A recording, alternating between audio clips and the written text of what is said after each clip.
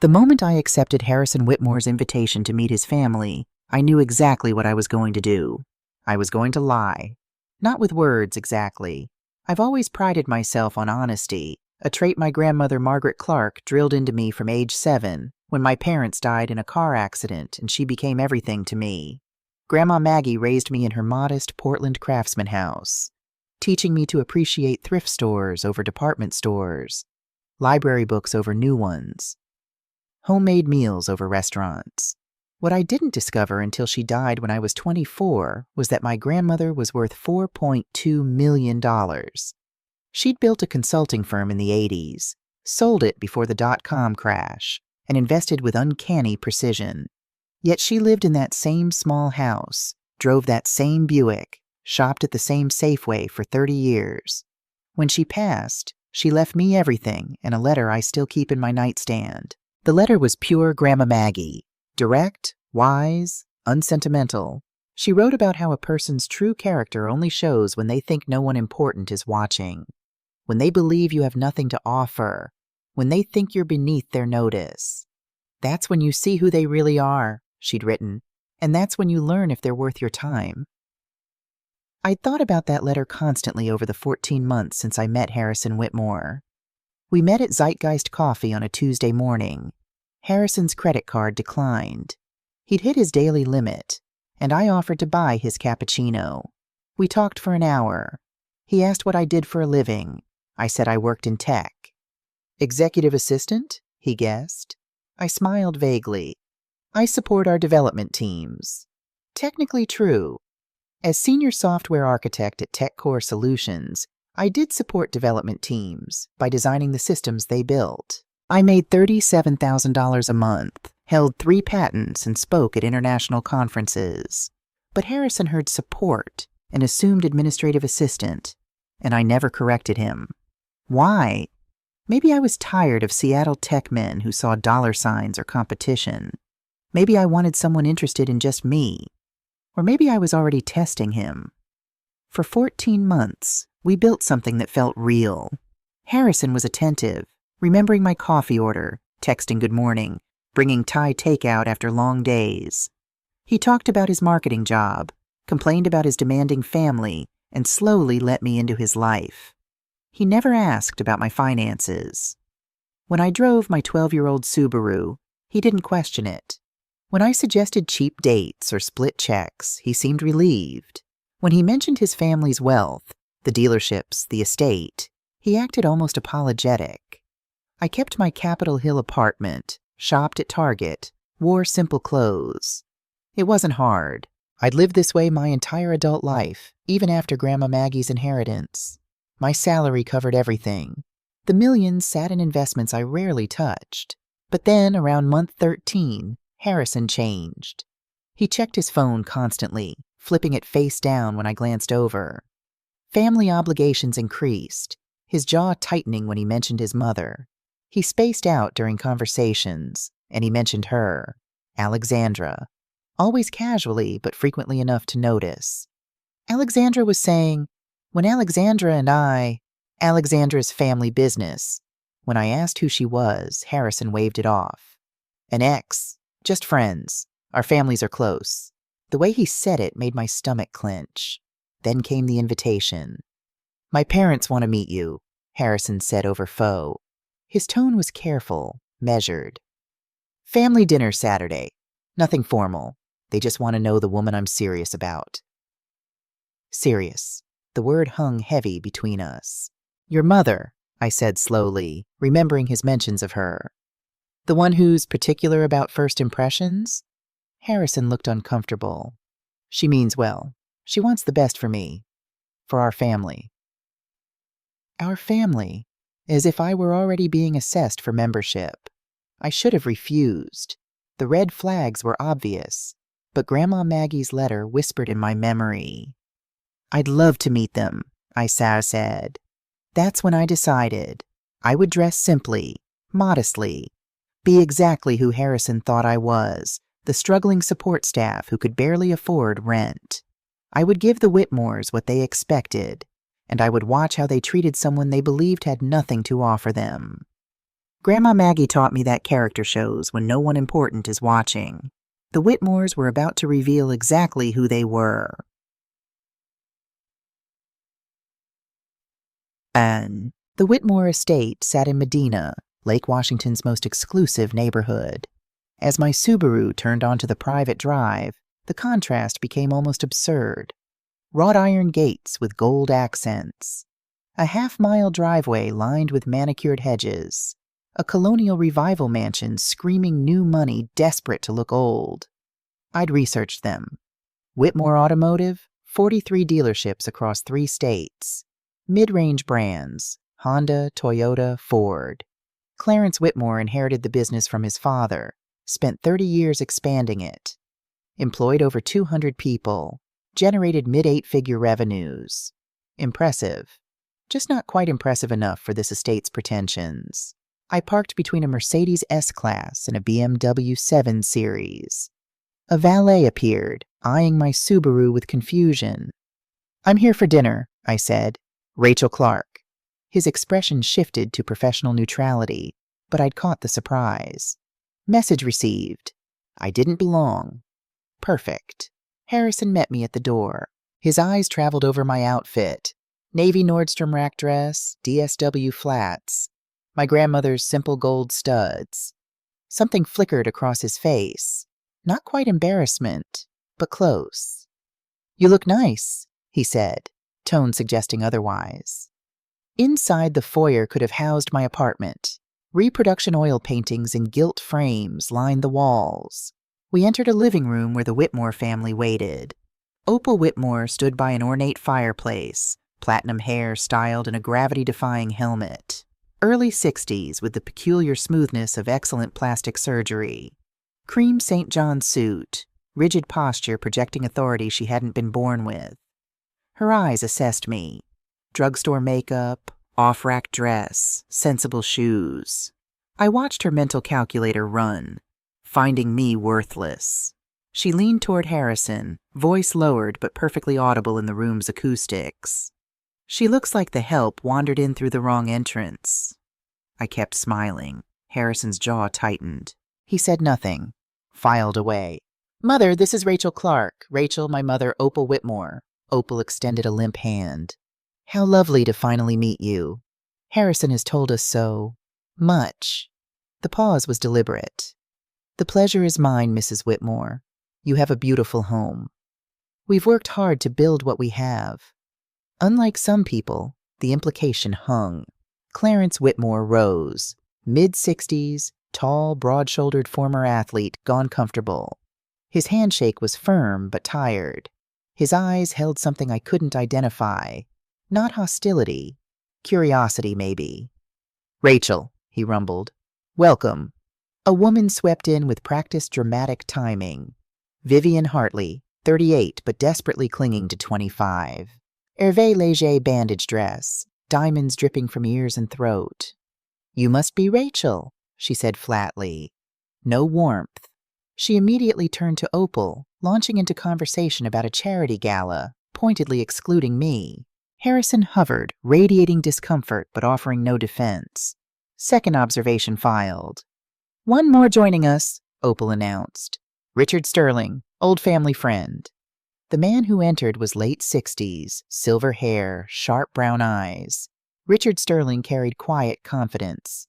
When he shook my hand, his gaze lingered on my face with puzzled recognition. "Miss Clark, have we met before?" "I don't think so." But he kept studying me. Opal herded us to the dining room. The table seated 20 but was set for 6.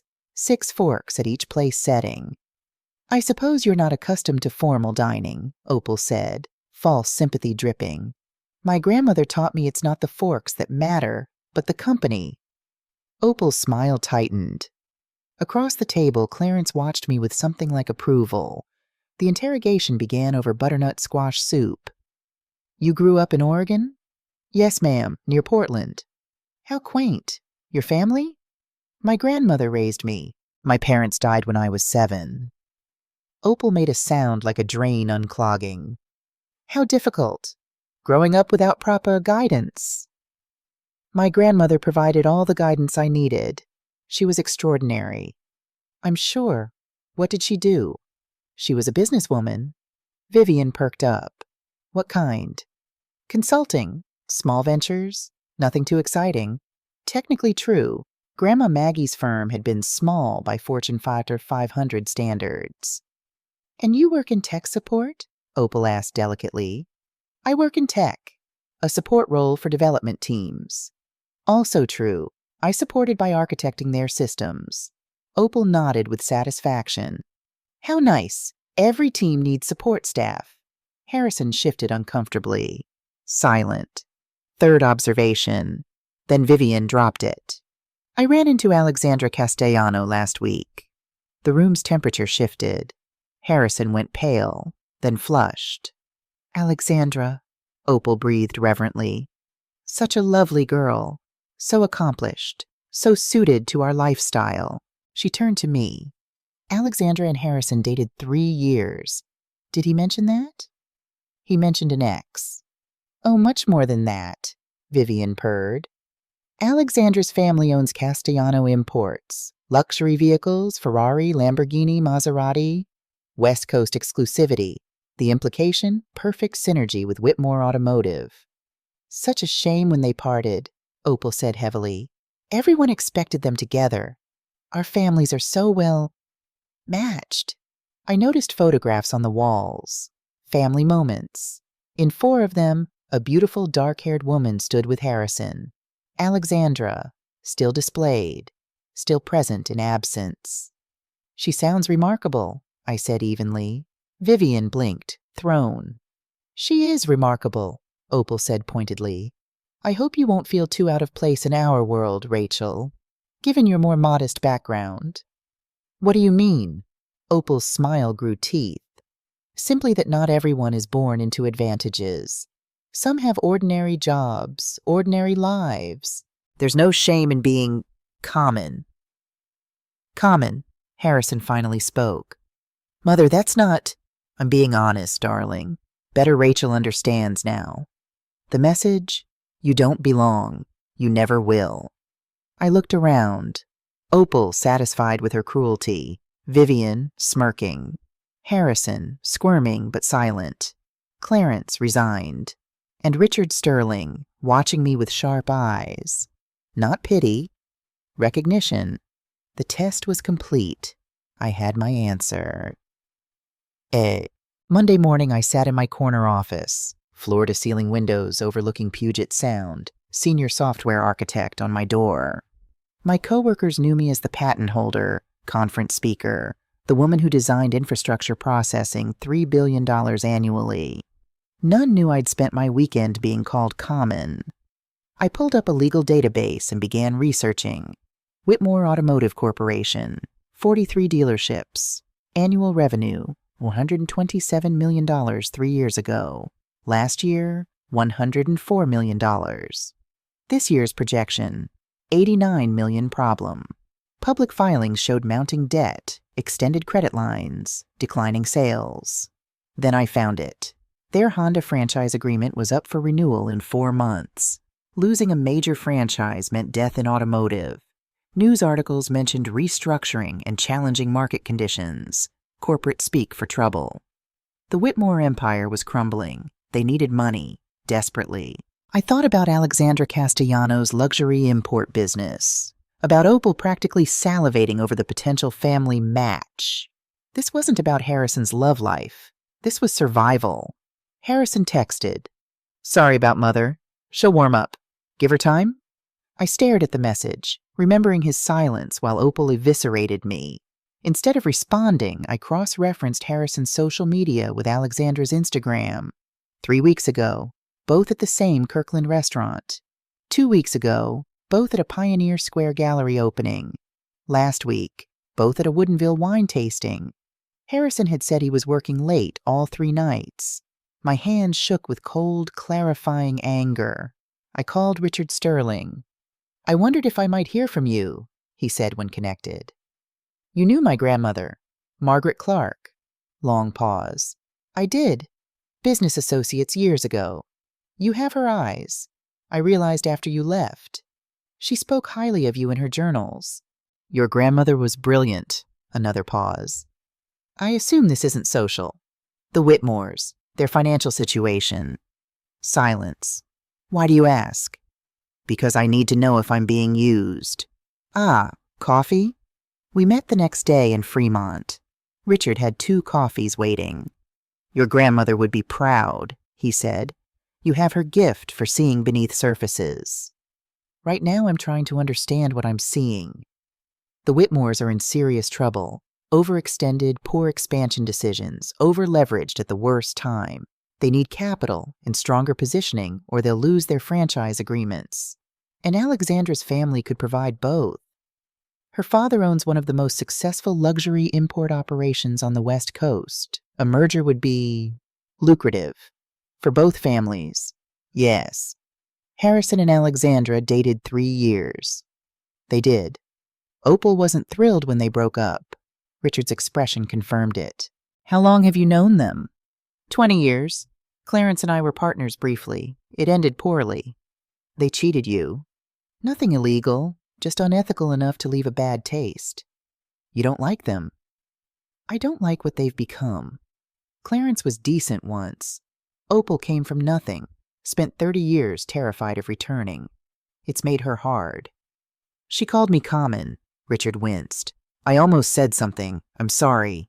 That was cowardly. What are you planning, Rachel? I don't know yet, but I need the truth about whether I'm just a placeholder. And if you are? I thought of Grandma Maggie's letter. Then they should have been more careful about who they underestimated. Richard smiled. Your grandmother definitely would be proud. He handed me a folder. Public records, financial filings. Consider it a head start. Why help me? Because the Whitmores treat people as disposable. Because your grandmother deserved better.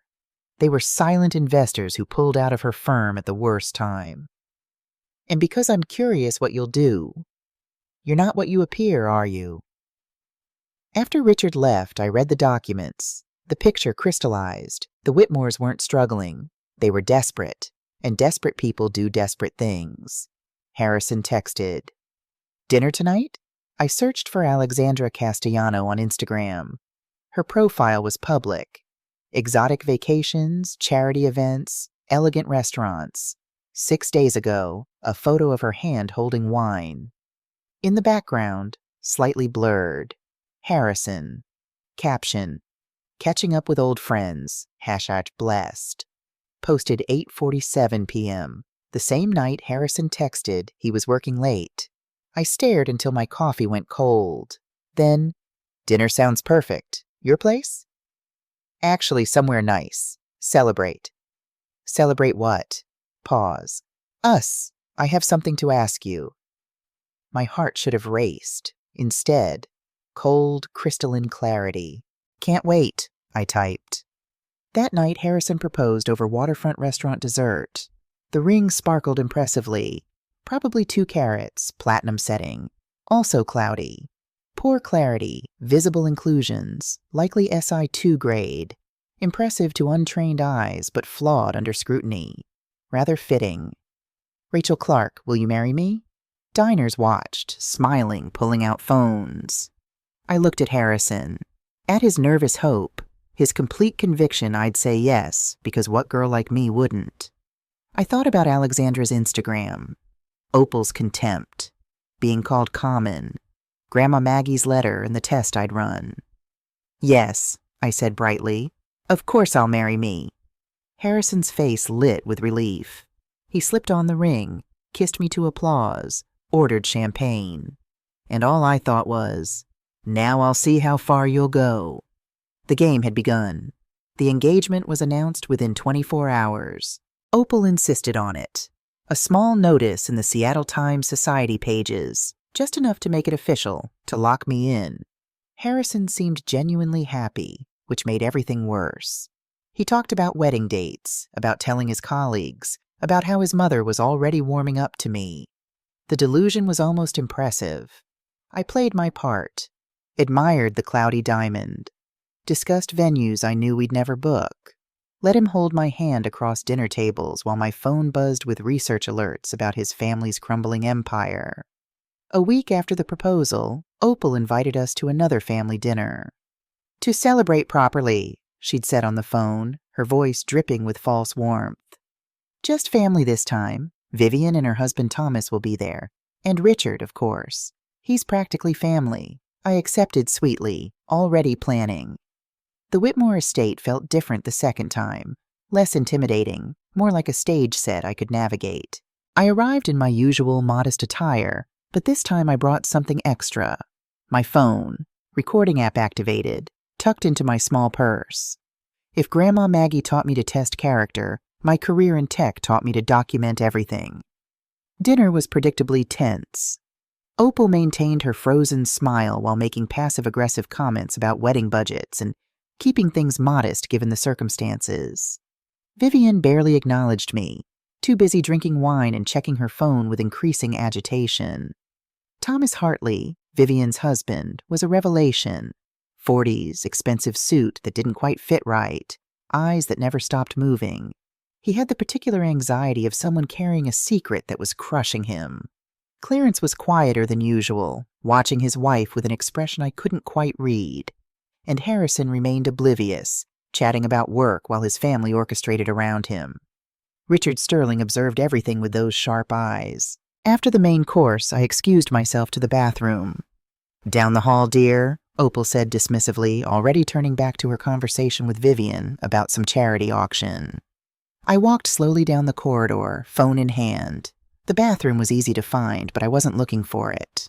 I was looking for Opal's study, the room I'd noticed on my first visit, door slightly ajar, where important conversations might happen. I passed it, noting it was empty. Then I did something that would have made Grandma Maggie proud and horrified in equal measure. I entered the study, placed my phone on a bookshelf behind a decorative vase, recording app running, and left. 20 minutes later, after using the actual bathroom and refreshing my makeup, I returned. The study door was now closed. Voices came from inside, Opal's and Vivian's, these. I retrieved my phone silently and returned to dinner. No one had noticed my extended absence. That night, alone in my apartment, I listened to the recording. Opal's voice, sharp and urgent. "The Castellano merger must happen. We're 3 months from bankruptcy, Vivian. 3 months. The Honda franchise renewal is contingent on improved financial standing. Without it, we lose everything." Vivian's voice, slightly slurred. She'd been drinking. "Mother, Harrison is getting attached to this nobody. It wasn't supposed to go this far. He was supposed to keep her as a placeholder while we worked out the Alexandra arrangement." "Opal, I know, but your brother has always been weak. He actually seems to like this girl, the secretary." Vivian, bitter laugh. "He thinks he's in love. God, it's pathetic. She's probably just grateful someone like him noticed her at all." My hands tightened on my phone. Grateful. They thought I was grateful. Opal. The engagement announcement was necessary. It keeps Alexandra waiting. Her father won't finalize anything if he thinks Harrison is uncommitted. But we need to break them up before any wedding actually happens. Once the Castellano investment is secured, we'll find something. Some scandal about her background, real or invented. Vivian. What if Harrison refuses to leave her? Opal. He won't. He's never been able to stand up to me. Not once in 34 years. There was a pause. Then a third voice, male, deeper. Clarence. This is wrong, Opal. I sat up straighter. Clarence had entered the study. Opal, irritated. Oh, don't start with your conscience now. Where was it when we were making the expansion decisions that got us here? Clarence. Those were business mistakes. The boy actually cares for her. I can see it. And she's not what you think. Opal. What are you talking about? Clarence. I've been watching her. The way she carries herself. The way she speaks. There's something, I don't know, something that doesn't add up. She reminds me of, Opal, cutting him off. She reminds you of nothing. She's a secretary who got lucky when my son noticed her. Don't romanticize this, Clarence. Our dealerships employ 200 people.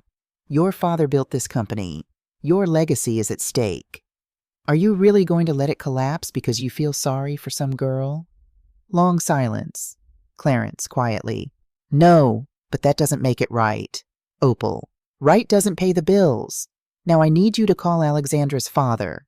Feel him out about the timeline. We need to know how much longer we can stall. Footsteps, door opening and closing. Vivian, after a pause. What if the girl finds out? Opal dismissive. She won't. Look at her. She's completely clueless.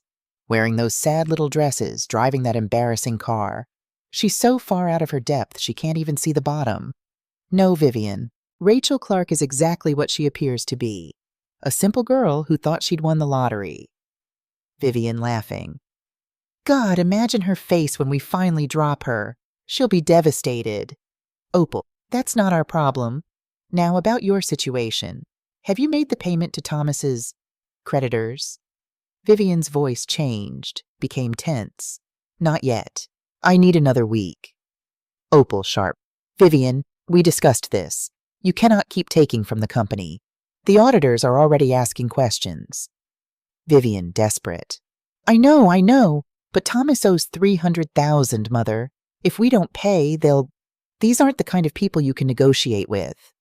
My breath caught. $300,000 in gambling debts. Opal, cold. Then Thomas needs to stop gambling. Vivian, crying now. He's trying. He's in therapy. But we need time. Please, Mother. I have children to protect. Long silence. Opal, softer but still sharp.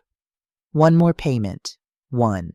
And then Thomas figures it out himself, or you leave him. Do you understand? I will not let his weakness destroy this family. Vivian, sniffling. Thank you. Opal, don't thank me. Just fix it, and get rid of that Rachel girl's influence on your brother. Take her shopping or something. Make her feel included. We need her compliant until the Castellano deal closes. The recording ended. I sat in my apartment, staring at my phone, my mind racing. They were using me. Harrison was using me, whether consciously or not. They planned to discard me once I'd served my purpose. But something else nagged at me. Clarence's defense. He'd argued against it. He'd called it wrong. But then he'd capitulated, prioritizing the business over doing the right thing. And Vivian, she wasn't just greedy. She was desperate, stealing to protect her husband and children from loan sharks. These weren't cartoon villains. They were desperate people making terrible choices. But desperation didn't excuse deception. I thought about Grandma Maggie. She'd taught me to test character, yes. But she'd also taught me that once you know who someone truly is, you have to decide, do you accept it or walk away? The Whitmores had failed the test. All of them, even Clarence with his weak protests. But I wasn't ready to walk away. Not yet. I wanted them to see exactly who they'd underestimated. Tim, the next evening I asked Harrison to meet me at my apartment. We need to talk, I'd texted, keeping it vague. He arrived with flowers and worry on his face. Is everything okay? You sounded serious. I gestured for him to sit. My heart was pounding, but my voice stayed steady. Harrison, is there anything you want to tell me? About Alexandra? About your family's business? His face went pale, then red. What? Why would you? Who have you been talking to? I'm asking you directly. Is there anything I should know before we get married? He stood abruptly, pacing. Rachel, where is this coming from? Are you having cold feet? Is this because my mother hasn't been as warm as you'd hoped? The deflection was textbook. Turn it around. Make it my insecurity. Harrison, I saw the Instagram post. You and Alexandra at the wine tasting. You told me you were working late. He stopped pacing. For a moment, I thought he might confess. Then his expression hardened. We're friends, Rachel. Old friends. Our families do business together. Am I supposed to never see her again just because you're jealous? I'm not jealous. I'm asking for honesty. I am being honest. His voice rose. God, this is exactly what I was afraid of. You meeting my family, feeling insecure, and suddenly everything I do is suspicious. Alexandra is nothing. We broke up years ago. If you can't trust me, can I trust you? The question hung between us. Harrison's face softened.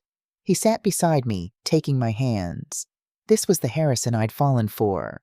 Gentle, vulnerable, seemingly sincere. Rachel, I love you. Do you know how rare that is for me? Most women I meet just see my family's money, the business, the connections. You never asked about any of that. You liked me for me.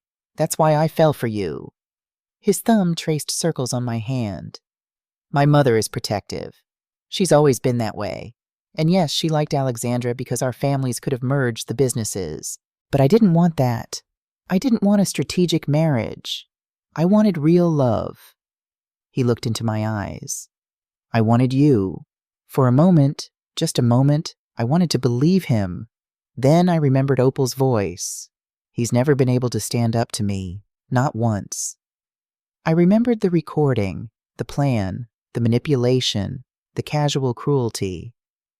What about your family's financial situation? I asked quietly. Harrison's hands tightened on mine. What about it? Are the dealerships in trouble? Where did you hear that? Rachel, you can't believe everything you... I'm not asking what I should believe. I'm asking you to be honest with me. He stood again, running his hands through his hair. Business has been challenging. The market is competitive. But we're handling it.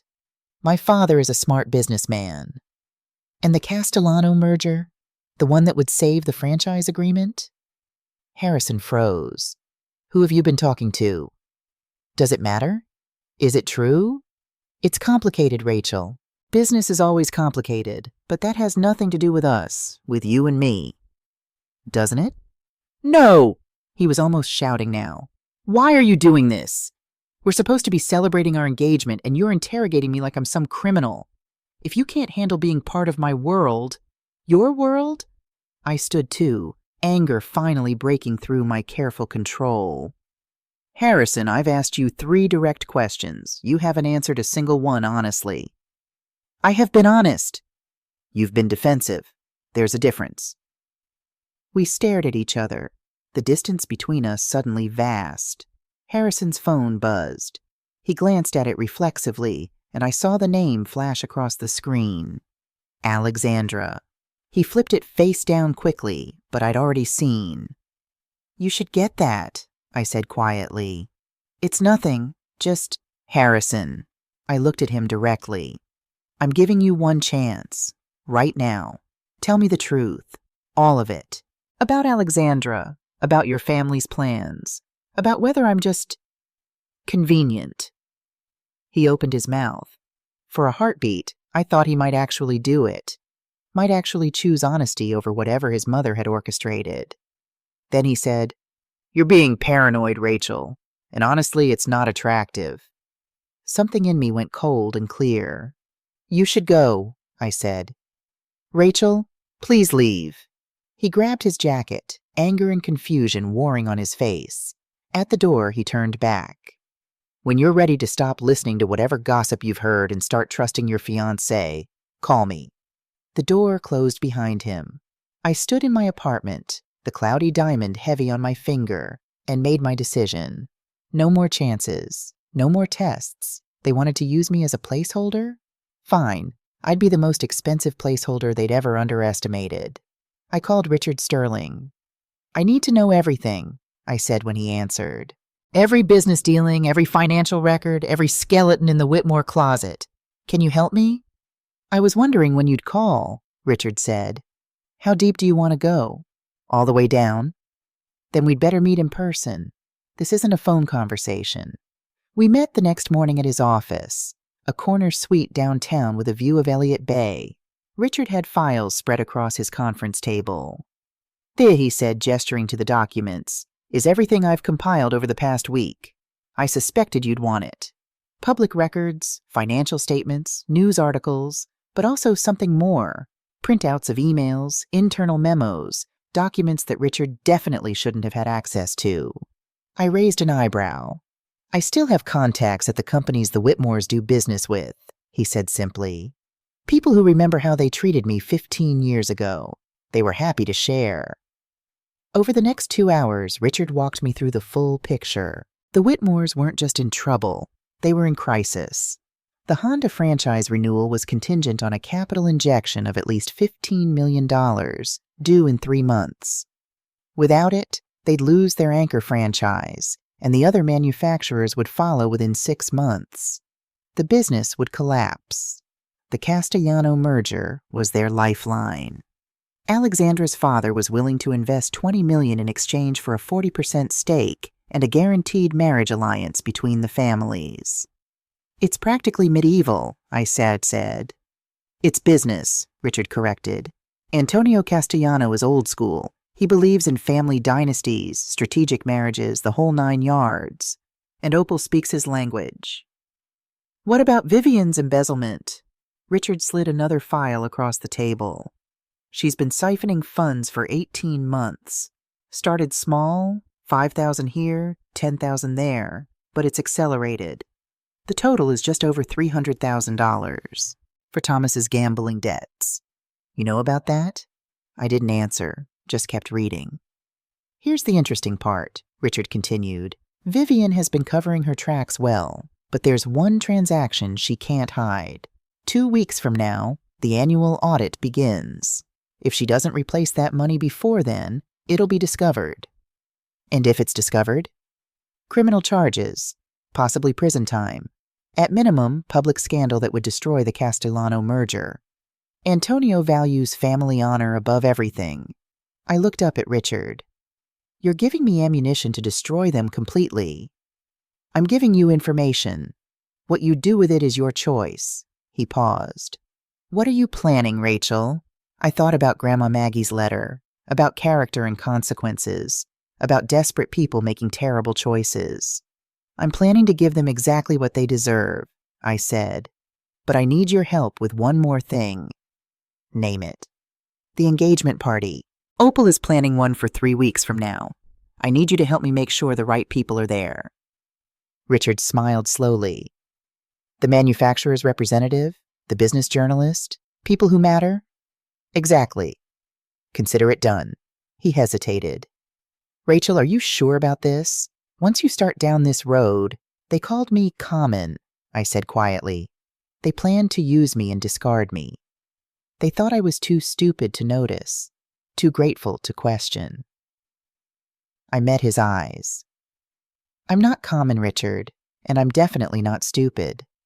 "No," he agreed. "You're your grandmother's granddaughter." I stood to leave, gathering my copies of the documents. At the door, I turned back. "Richard, thank you for everything. Don't thank me yet. Wait until you see whether you can live with what comes next." His words followed me all the way home, but I'd already made my choice. The Whitmores were about to learn that underestimating people has consequences, and some lessons are very, very expensive. The engagement party was set for a Saturday evening, 3 weeks after my confrontation with Harrison. 3 weeks during which I played the perfect, grateful fiancé while building my case. Harrison and I had settled into an uneasy truce. He apologized for calling me paranoid. I apologized for being insecure. We both pretended to believe each other. He still texted Alexandra when he thought I wasn't looking. I still compiled evidence when he thought I was working late. Opal had taken over party planning with military precision, sending me cheerful emails about color schemes and caterers while plotting my eventual disposal.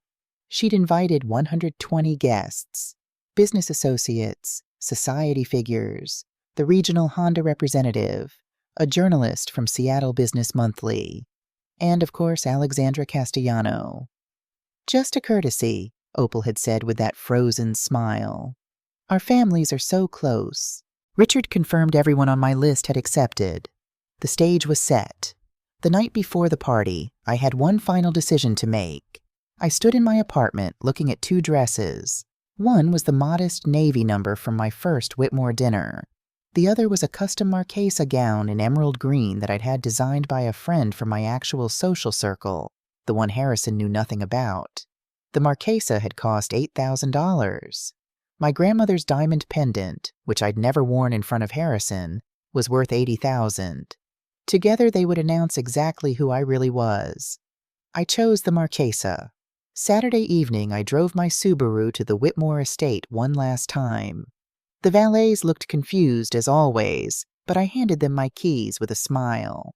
The estate had been transformed. White tents dotted the lawn.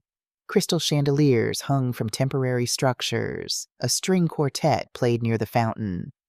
Opal had outdone herself.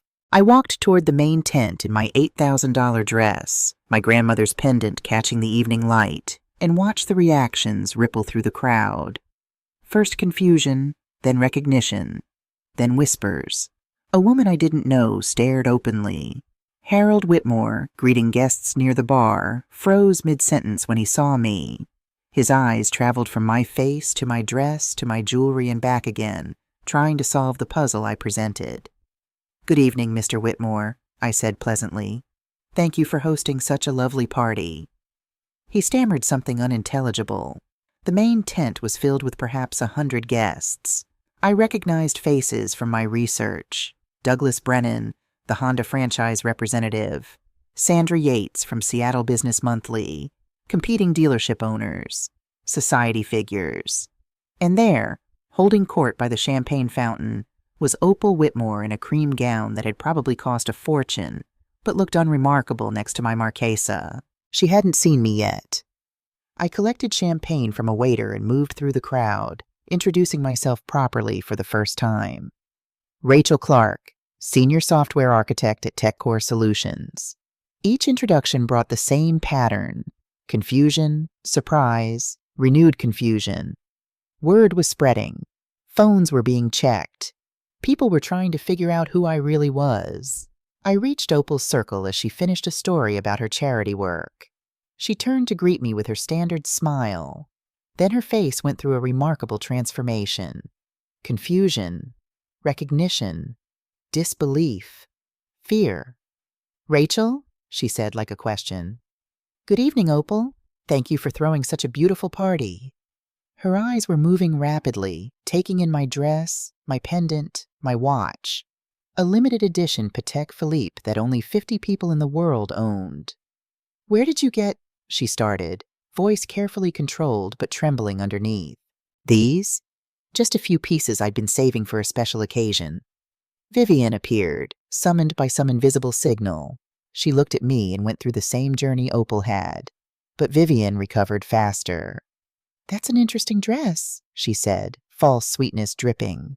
"Is it a rental?" I named the designer. The name hit Vivian like a physical blow. This was someone with a 3-year waiting list who dressed celebrities and royalty. Harrison found me before I found him. His face was pale, eyes wide. "What's going on?" he asked urgently. "Where did you get that dress? That jewelry? Why do you look like myself?" I said gently. "Isn't this who I've always been, Harrison?" Before he could respond, the string quartet stopped playing. Harold's voice came over the speaker system, announcing toasts and speeches. Opal looked at me with something that might have been fear. I smiled and walked toward the stage. Harold welcomed guests, talked about family and tradition and strong partnerships. Opal took over smoothly, her composure back in place. She welcomed everyone to celebrate Harrison's engagement, talked about exciting plans for the future, hinted at business opportunities and strategic alliances. She was building towards something, probably the Castellano merger announcement. She called Harrison to the stage. He climbed the steps, looking nervous, searching the crowd for me. "One more person should be here," Opal said with that frozen smile. "Our future daughter-in-law, who has captured my son's heart. Rachel Clark." The crowd turned to look at me. I set down my champagne and walked to the stage. Every eye followed. The whispers had done their work. Everyone knew something was happening. I climbed the steps and stood beside Harrison. He reached for my hand uncertainly. Opal handed me the microphone. "I'm sure you'd like to say a few words." I looked at the microphone, at Harrison, at Opal, who thought she was in control, at the crowd filled with people who could make or break the Whitmore future. "Yes," I said. "I would." I began slowly. "I want to thank Opal for the warm welcome she's given me, for showing me exactly who the Whitmore family is." Opal's smile flickered. "When I first came to this house, I made a choice. I chose to let you see a simple version of me. A woman in a modest dress driving an old car. A woman you might consider beneath your notice. The tent went silent.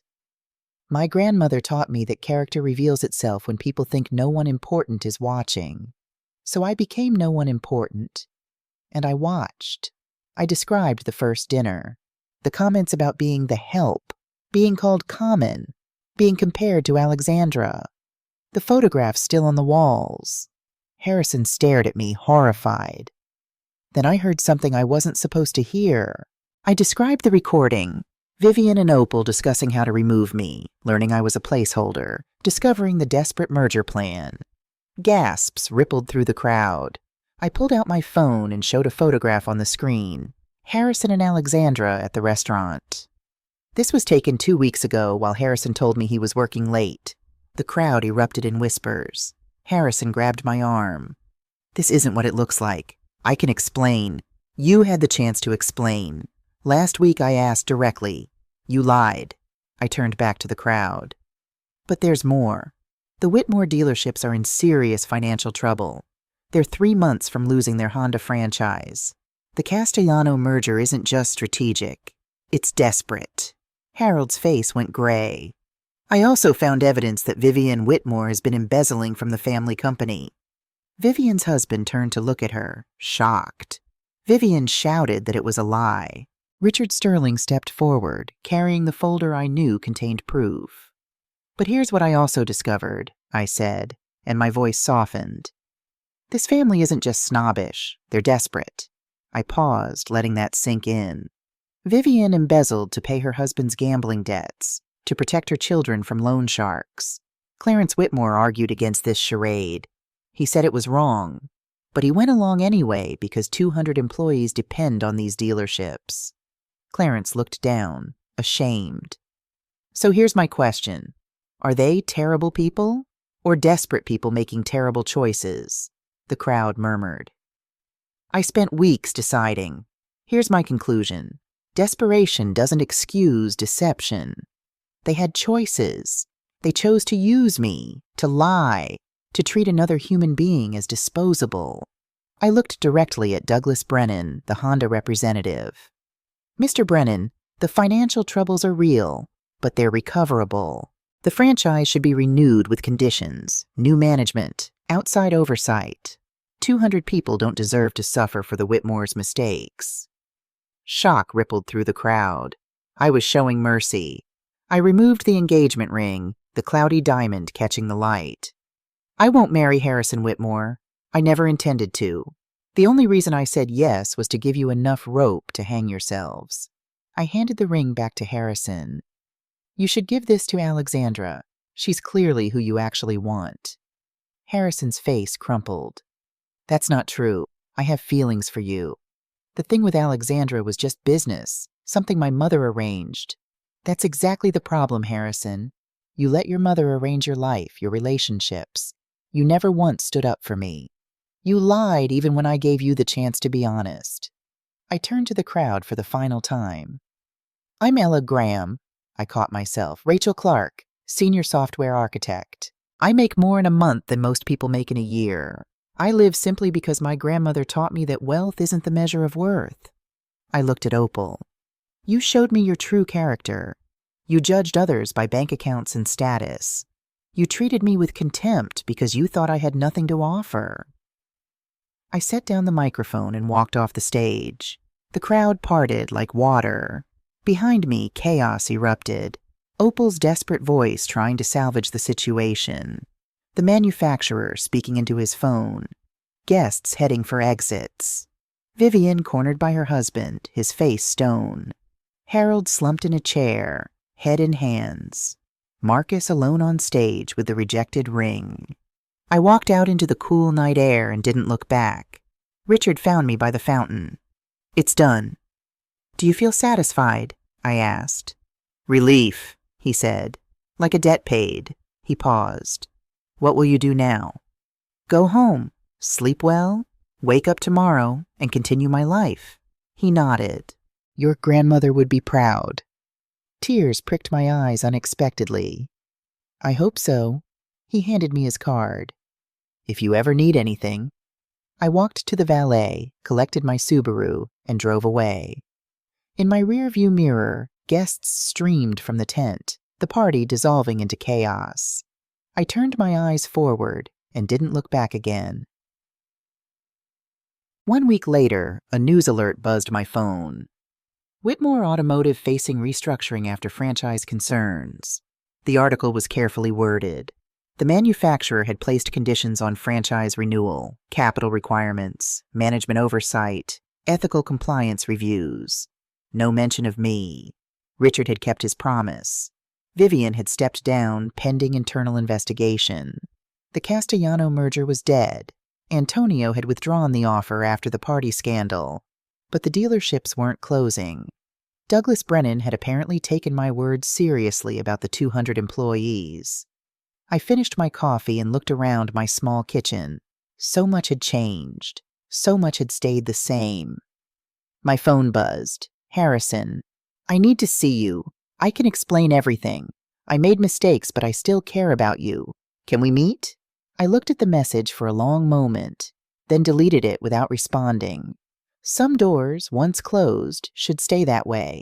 2 weeks later, someone knocked on my apartment door.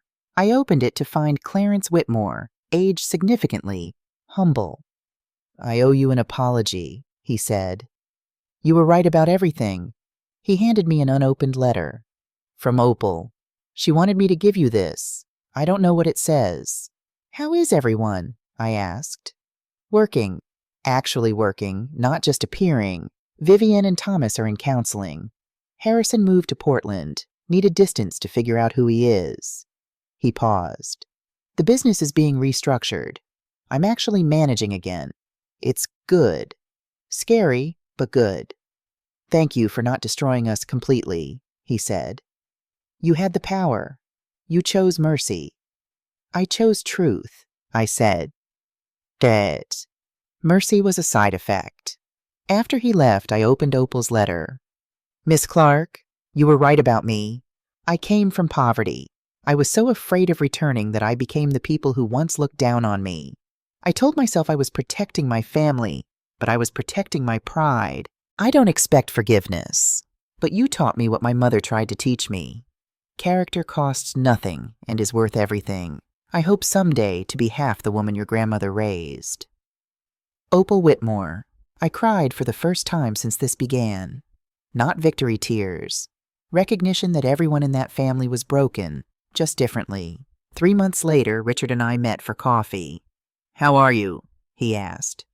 "Better, lighter. I did the right thing, but it wasn't easy. Your grandmother would be proud. Not of the revenge, of the restraint. That weekend, I visited Grandma Maggie's grave. I used your test," I told her headstone. "They failed. But I learned something you maybe didn't say in that letter." I touched the pendant. "Testing character is fine, but I can't let it make me cynical. Harrison and Opal weren't evil. They were flawed. We all are. I choose to believe most people, given the chance, will choose to be better. The Whitmores got that chance because I gave it to them. Maybe that's the real test." My phone buzzed. Unknown number. "Hi, Rachel. This is Harrison. I know you don't want to hear from me. I'm not asking for anything. I started therapy. I'm working on becoming someone I can be proud of. You deserved better than who I was. Thank you for showing me that. H." I stared at the message, then typed, "Good luck, Harrison. I mean that." I deleted his number after sending. Walking through Seattle streets later, coffee in hand, simple clothes, grandmother's pendant at my throat, I thought about everything. Grandma Maggie taught me to test character, but she also taught me that after the test, you choose bitterness or growth. I choose growth. Every day, I choose growth.